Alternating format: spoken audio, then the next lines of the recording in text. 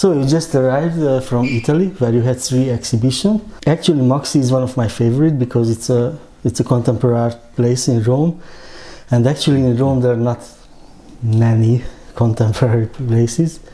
But you had also one in Sicily. So yes. What was your experience? In the Riso Museum and also in Naples. In Naples I did something in a public space. First of all, why Italy? Because Italy is not, for me at least, it not seems to be the best place for contemporary art.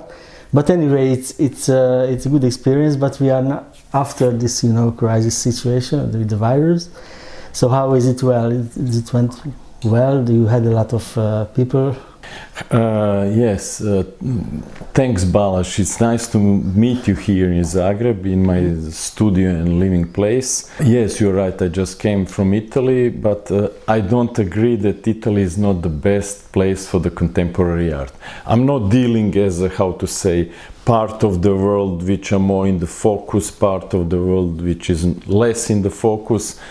I think every place is important for contemporary art to be expressed, because this is the matter of our creativity. The creativity is in the essence of human nature.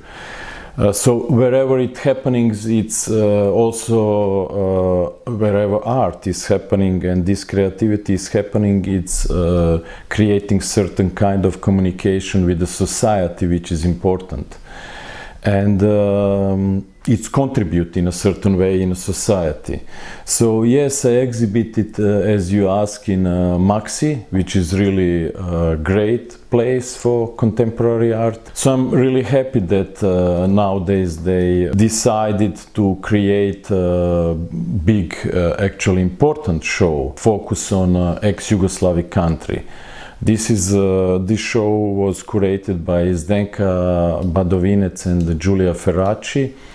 I think it's a very strong show, also important in a political way, because it expresses many leftist ideas which are formulated in a strong ethical and aesthetical way. Artworks which are exhibited there.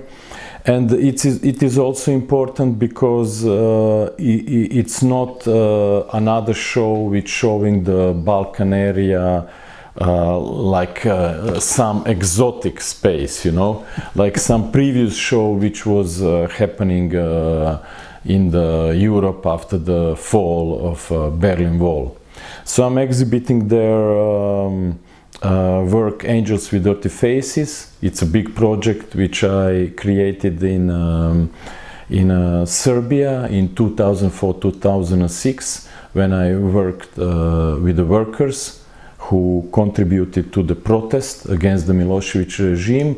And I'm really happy how curators decided to exhibit my work. It's on a facade of Maxxi. So you can see these images of workers as angels with the wings. I'm really grateful that this image is on this Zaha Hadid building. Yeah, I just visited online this show, but I saw that these are video works, and because of the huge space, it has a monumental view or angle.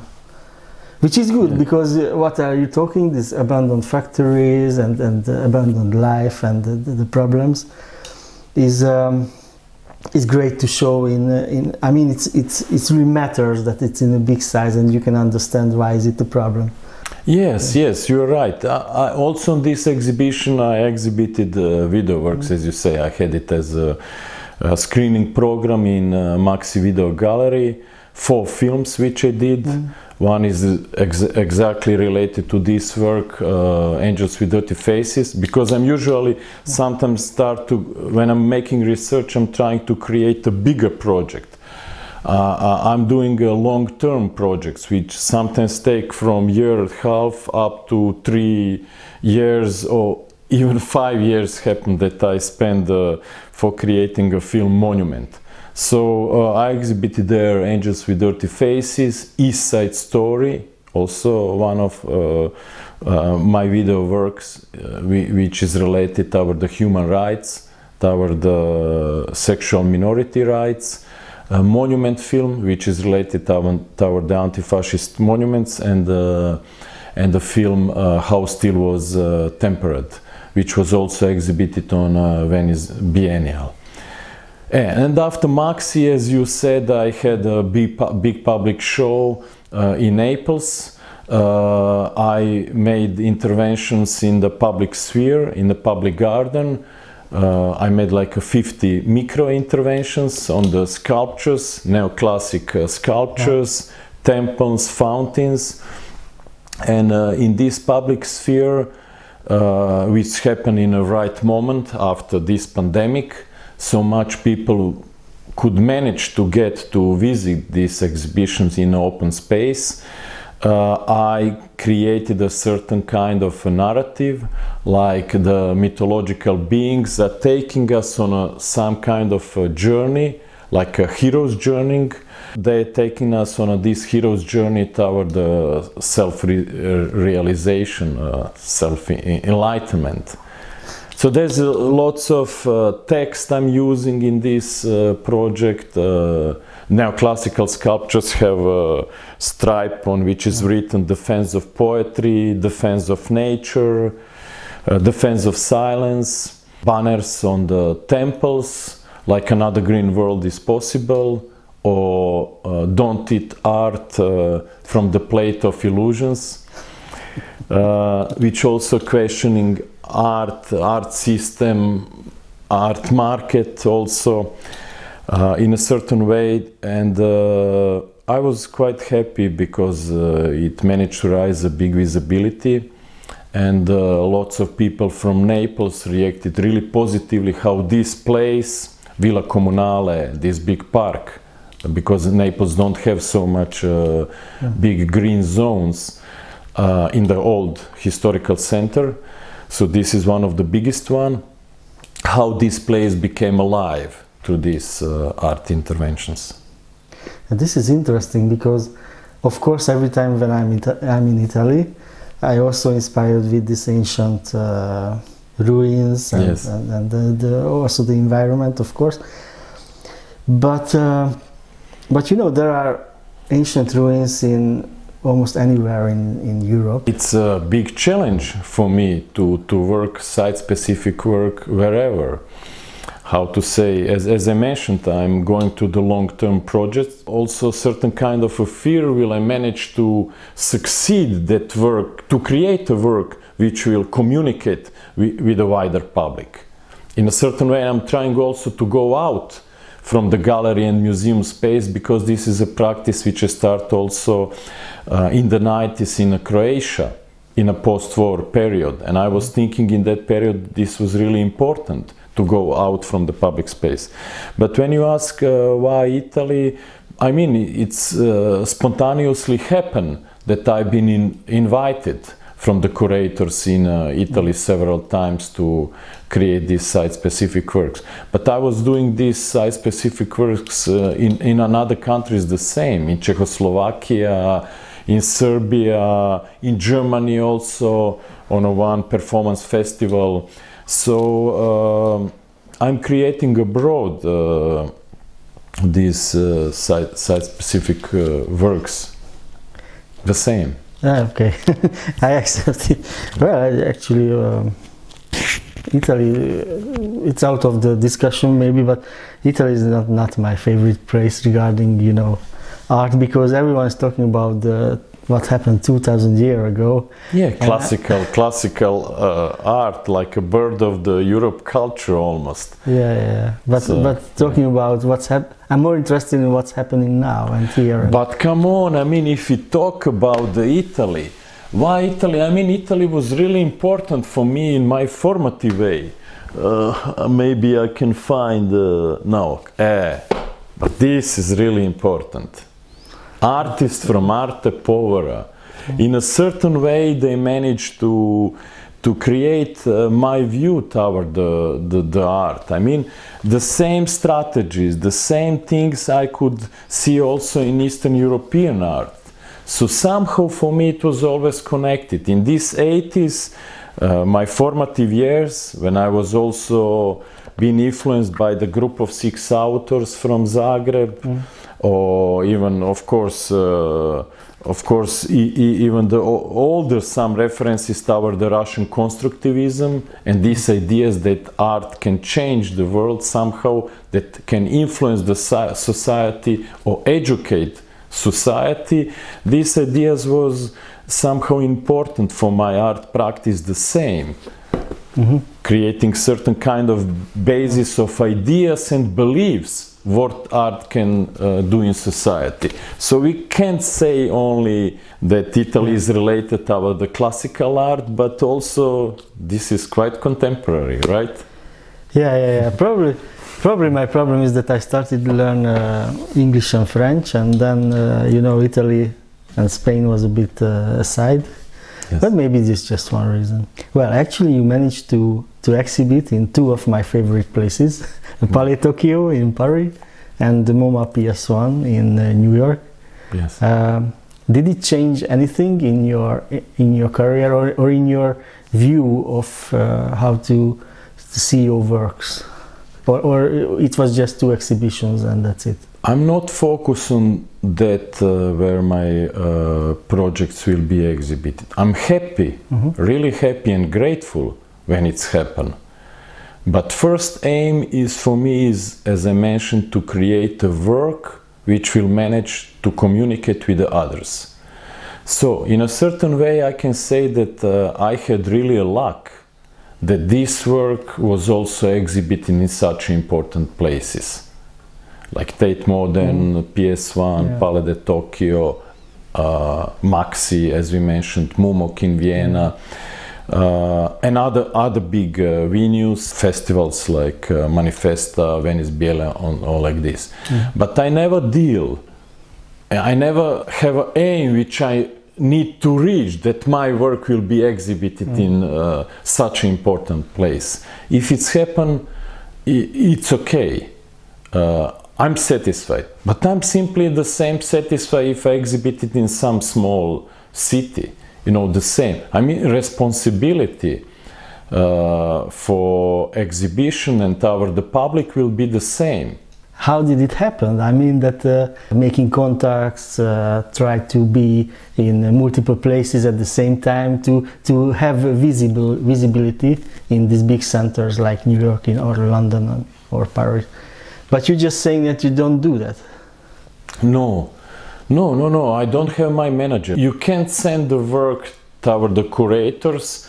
I mean, it's usually happening that curators, art theoreticians see work somewhere and then they're inviting in on another exhibition. And it's important that work is communicating something which will be interesting also to others, that they want to see it and to show it and to, you know, exhibit it. I'm not trying to reach them. They contact me after the certain exhibitions. Some say to me that I'm the lucky man because I have so many possibilities. For example, discussing with you, it's quite good. But actually, it's more about the work. So probably the same happening here, that you work a lot.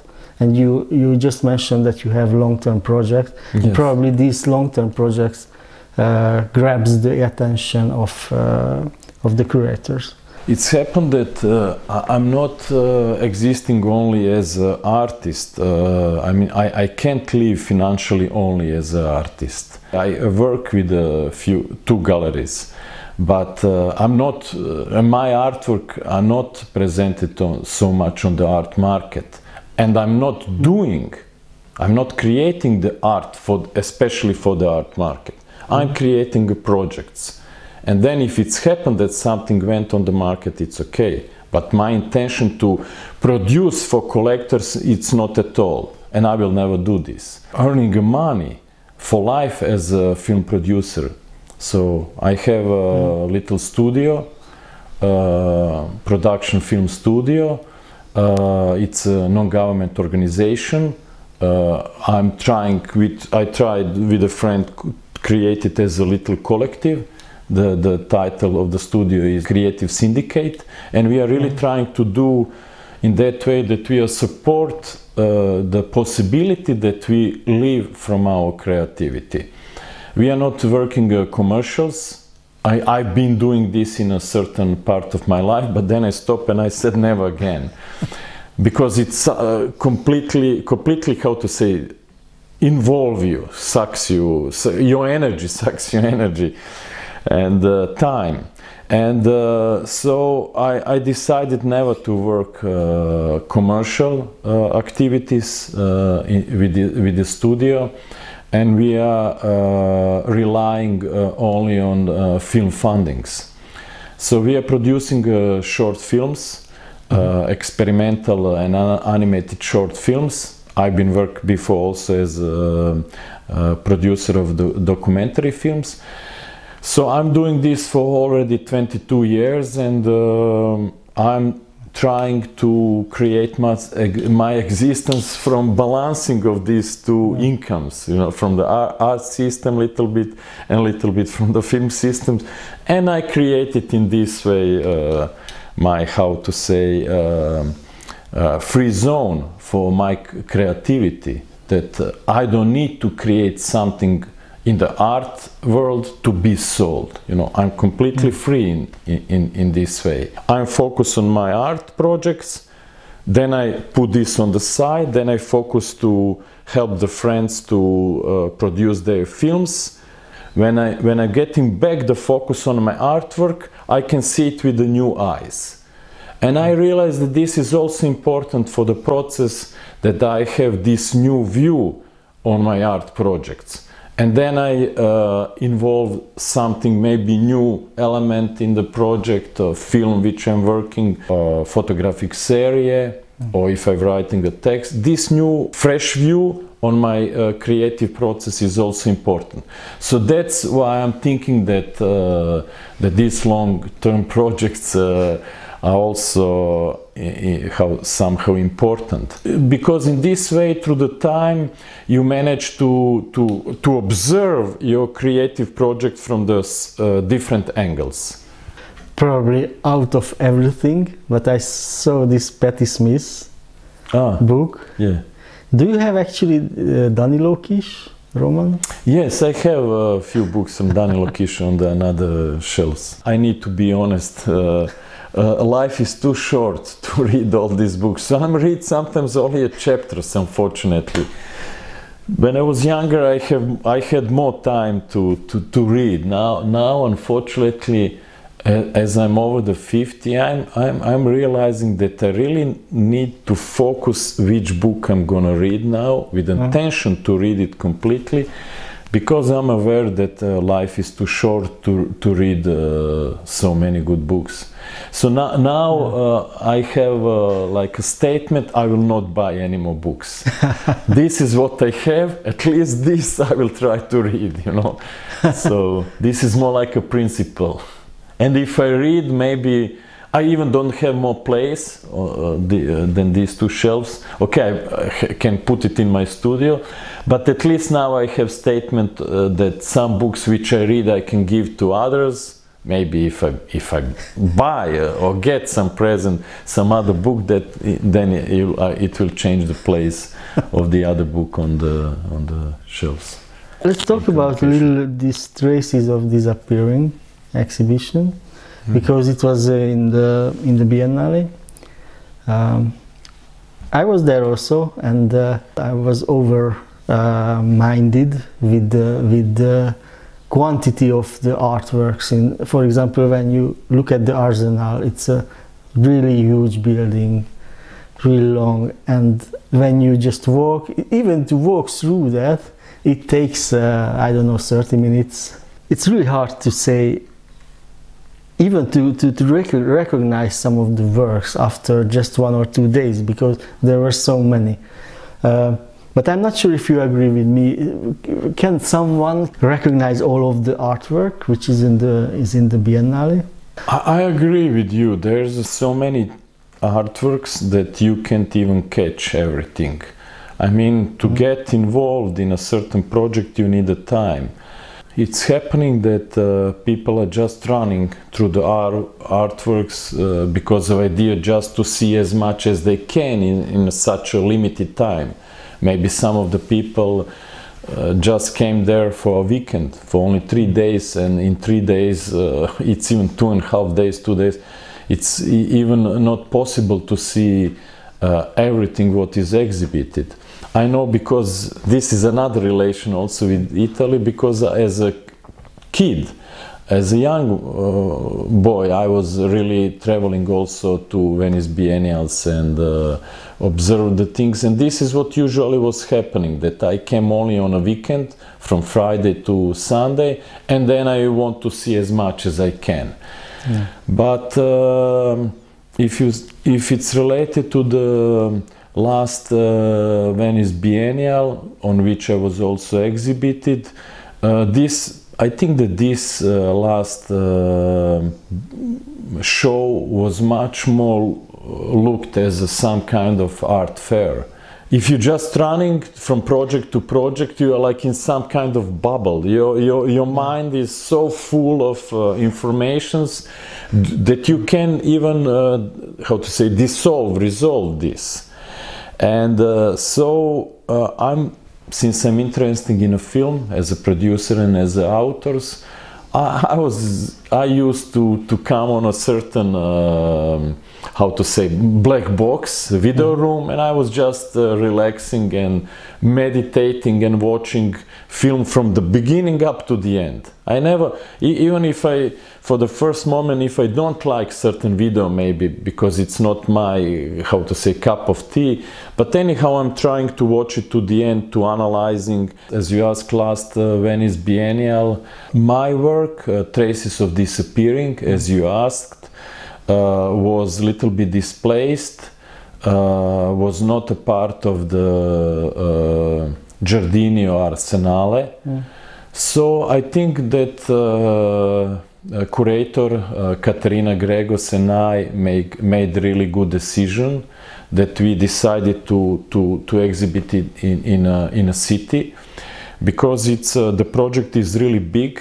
It consists of 3 photographic essays, really long ones, and also 1 film.